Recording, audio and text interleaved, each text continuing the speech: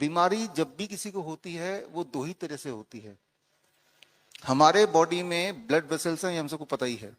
अच्छा, ये सब कुछ क्यों हम समझना चाह रहे हैं? बिकॉज जो जो दिक्कतें आपके बॉडी में उसको ठीक करना है, इसलिए इसलिए हम समझना चाह रहे हैं। बिकॉज यही चीज हम यहाँ पे करा भी रहे हैं और आपको समझना पड़ेगा ताकि घर पे भी कर पाए। जिस तरह से ये डालियां हैं, इसकी फिर दो डालियां निकली, फिर दो डालियों के आगे तीन और निकल गए, ब्रांचेस बनते जा रहे हैं, छोटे छोटे ब्रांच बनते जा रहे हैं। ठीक इसी तरह से हमारे बॉडी में ब्लड वेसल्स हैं, बड़े वाले हैं, फिर उससे छोटे हैं, फिर उससे छोटे हैं, ऐसे बनते जाते हैं। राइट, ये तो आपको समझ ही आ रहा है कि इस तरह से हमारे बॉडी में और इसमें समानता है, सिमिलैरिटी है। अब कई बार हमारे बॉडी में जो ब्रांचेस हैं, किसी किसी अंग में ये ज्यादा बन जाते हैं, जितना होना चाहिए उससे ज्यादा।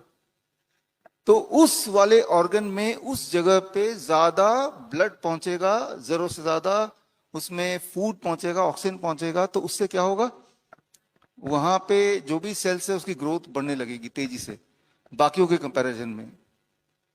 इसको बोलते हैं ट्यूमर, इसको बोलते हैं कैंसर, इसको बोलते हैं पॉलिप्स। इसके फिर कई कई सारे नाम हैं, आउटग्रोथ्स, इसके सिस्ट बोल सकते हैं, इसको स्टोन बोल सकते हैं इसको, तो इसके बहुत सारे नाम है। फिर तो नाम से कुछ भी हो, मैकेनिज्म तो यह है कि वहां ज्यादा ग्रोथ बढ़ गई है। ये होगी पहली तरह की बीमारी। दूसरी तरह से हम बीमार पड़ सकते हैं, जितनी डालियां जहां चाहिए उससे कम हो जाए, तो वहां पे ब्लड ठीक से पहुंचेगा नहीं, ऑक्सीजन नहीं पहुंचेगा, फूड नहीं पहुंचेगा, तो वहां जो सेल्स हैं वो मरने लगेंगे। जैसे हार्ट डिजीज बोल सकते हैं इसको, डायबिटीज बोल सकते हैं इसको, किडनी फेलियर बोल सकते हैं। किडनी फेलियर मतलब कि वहां पे उतना खून नहीं पहुंच पाया, उतना फूड नहीं पहुंच पाया, तो किडनी फेल्ड। तो या तो ब्रांचेस जरूर से ज्यादा हैं या थोड़े कम हैं। दो ही तरह से हमारी बॉडी में बीमारी होती है। अगर तो कम है उसको बढ़ाना है, अगर तो ज्यादा है उसको कम करना है, यही है, सिंपल। राइट। तो अगर हम बीमारी वाइज जाएंगे तो टोटल नंबर ऑफ बीमारी जिनको जो जो अभी तक जॉट डाउन किया गया है, लिखा गया है, वो है करीब 8,400 तरह से बीमार पड़ सकता है इंसान। तो उस डिटेल में जाके कुछ फायदा नहीं है। सिंप्लीफाई रखेंगे तो आप समझ जाएंगे, क्योंकि उतने डिटेल की जरूरत नहीं है। तो जितना जरूरत है वो यही है जो सच्चाई है। अब मैं दोनों तरह से बात करूंगा। हमारे इस ग्रुप में ऐसे पेशेंट्स हैं जिनमें ज्यादा डालियां हैं, जो अपने आप को कैंसर का पेशेंट बोलते हैं, ट्यूमर का पेशेंट बोलते हैं, वो लोग आते हैं उसमें। तो हम उसकी बात करेंगे पहले, और उसके बाद ऐसे हमारे पास बाकी पेशेंट हैं जिनमें डालियां कम हैं, फिर उनकी बात करेंगे। फिर दोनों के सोल्यूशन क्या है वो बात भी करेंगे। इन्हीं बातों के बीच में आपने जो सवाल पूछे, उन सवालों के जवाब आपको आते हुए दिखेंगे, एक एक करके दिखते रहेंगे। राइट। तो आपको समझ आ जाएगा कि ये आपके सवालों के जवाब है। तो सबसे पहले हम बात करते हैं जब ब्रांचेस ज्यादा हों, जिसे कैंसर बोल सकते हैं, ट्यूमरस ग्रोथ बोल सकते हैं। राइट। तो उसके 4 नियम हैं। ये 4 नियम अगर आपने रट लिए, याद कर लिए, तो कैंसर से ना तो डर लगेगा और ना ही आपको लगेगा कि कैंसर जिंदगी भर का बीमारी है।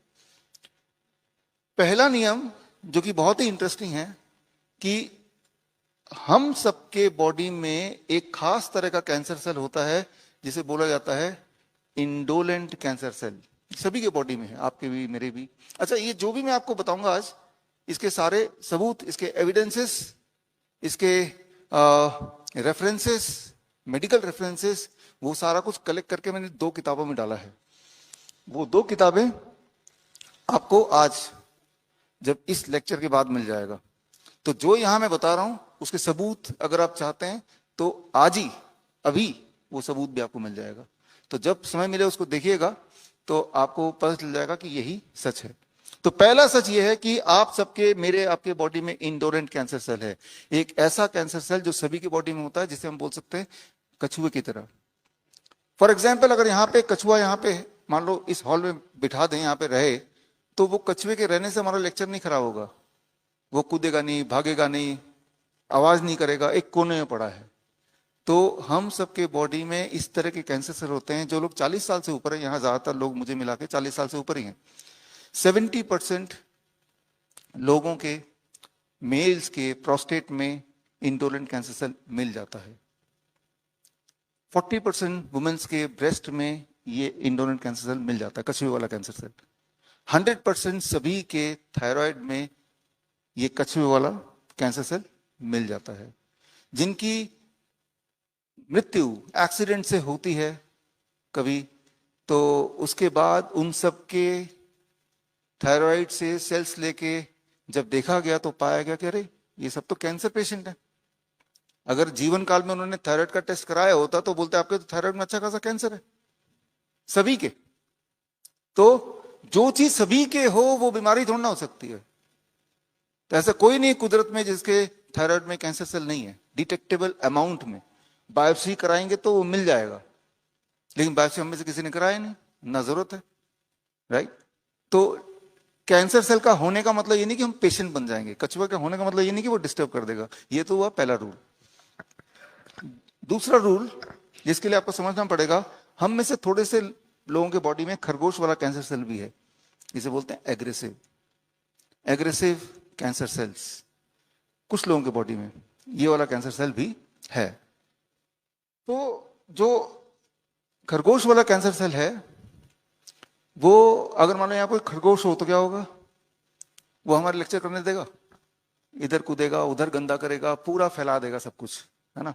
तो ये खरगोश का कैंसर बॉडी में होगा तो पूरे बॉडी कैंसर फैल जाती है, ट्यूमरस ग्रोथ होने लगता है, हीमोग्लोबिन डाउन होने लगता है, कमजोरी आने लगती है, नींद नहीं आती है, पेनफुल हो जाता है, वेट कम हो जाता है।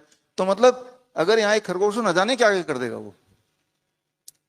तो अब जो दूसरा नियम है कि बायोप्सी जब आप करते हैं तो बायोप्सी से सिर्फ इतना पता चलता है कि आपके उस अंग में कैंसर सेल है या नहीं है। लेकिन अगर तो है तो वो कौन सा वाला है, कछुए वाला है या खरगोश वाला है, ये पता करने का मेडिकल साइंस में कोई अभी डायग्नोस्टिक्स नहीं है। जब भी बायोप्सी का कोई रिपोर्ट आता है तो उस पर भरोसा करने की आवश्यकता नहीं है। इसका उदाहरण अगर मैं आपको दूं तो उदाहरण यह है कि ये बायोप्सी इसे कहते हैं, आपके बॉडी से एक सेल निकाल लेते हैं, एक छोटा सा टिश्यू निकाल लेते हैं, टुकड़ा निकाल लेते हैं, उसको स्लाइड बना देते हैं, जो स्लाइड ऐसा दिखता है, और ये स्लाइड पैथोलॉजिस्ट को, जो एक्सपर्ट है उनको बोलते हैं ये देख के बताओ ये कैंसर है कि नहीं है। और ऐसा एक बार किया गया, 800 अलग अलग पैथोलॉजिस्ट को सेम स्लाइड दिया गया, बोला कि बताओ ये कैंसर है कि नहीं। उन 800 में से 19% ने बोला ये नॉर्मल है, 38% लोगों ने बोला, पैथोलॉजी बोला ये एबनॉर्मल है, और बाकियों ने बोला ये तो कैंसर है। तो समझिए कि आपके बॉडी में कैंसर है कि नहीं है, इसके हिसाब से वो निर्भर किस पे कर रहा है कि आप किस वाले पैथोलॉजिस्ट के पास चले जा रहे हैं। लेकिन होता क्या है हमारी जिंदगी में, जब भी कोई बायोप्सी का रिपोर्ट आता है, देखो जी कैंसर लिख गया, तो उस पेशेंट ने समझ लिया हाँ वो कैंसर है ही, उसको डाउट नहीं कर रहे, उसको क्वेश्चन नहीं कर रहे, उसको उस पर शक नहीं कर रहे। अब यानी कि उसकी सारी जिंदगी उस एज ए कैंसर पेशेंट बीतने वाली है, कीमोथेरेपी, रेडिएशन, सर्जरी, वही होने वाला है। जबकि इसकी सच्चाई कितनी है मैंने आपको उदाहरण दे दिया। पहली बात तो कि ये जो है अगर कैंसर है भी तो कौन सा वाला है, खरगोश वाला कि टॉर्टोइस वाला, कछुए वाला, नहीं पता। हो सकता है वो कछुआ हो जिसे आप कैंसर बोल रहे हैं, जो कि बैठा रहेगा जिंदगी भर, जो सभी की बॉडी में होता। तो बायोप्सी जो है ये बहुत ही खतरनाक टेस्ट है, ये बहुत ही पेनफुल है, अधिकतर लोगों को पेन लगता है, ब्लीडिंग होने लगती है, इन्फेक्शन हो जाता है, कुछ लोग बायोप्सी कराते हुए ही मर जाते हैं। तो एक ऐसा टेस्ट जो रिलायबल तो है ही नहीं, खतरनाक भी, डेंजरस भी है। बायोप्सी कैंसर बना देता है। एक बात याद रखिए, बायोप्सी कॉजेस कैंसर। इसके सबूत मैं फिर रिपीट कर रहा हूं, वो आपको बुक में अभी दे देंगे, एविडेंसेस जो आप वेरीफाई कर सकते हैं। ज्यादातर पेशेंट बायोप्सी वाले बोलते हैं कि उनका पेन कितना पेनफुल है, बोन मैरो टेस्ट भी बायोप्सी है, वेरी वेरी पेनफुल। तो एक ऐसा टेस्ट जो बहुत रिलायबल तो है ही नहीं, पेनफुल भी है, क्यों कराना उसको, पहली बात।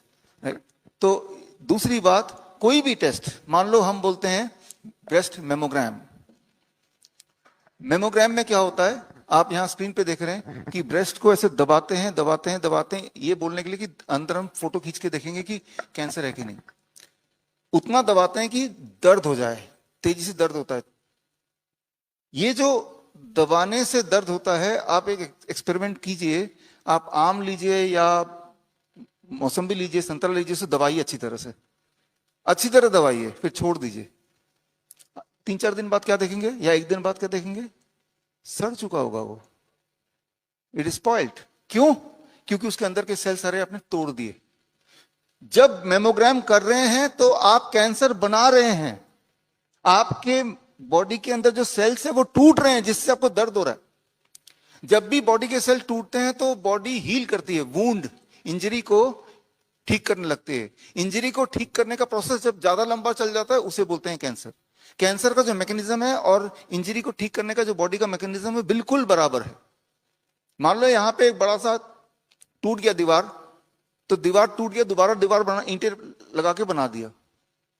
लेकिन अगर ईंटें लगा के बनाने के बाद भी ईंटें लगाने का प्रोसेस चालू ही रहे तो क्या हो जाएगा, यहां पे एक बहुत बड़ा एक गुंबद बन जाएगा, ट्यूमर बन जाएगा, है ना। तो रिपेयरिंग का काम जो खत्म ही ना हो उसे बोलते हैं कैंसर। कैंसर का मैकेनिज्म क्या है कि रिपेयरिंग का काम एक समय के बाद खत्म हो गया तो वो वुंड हीलिंग बोल देंगे, अगर खत्म ना हुआ आगे चलता रहा तो वही चीज को कैंसर बोल देंगे।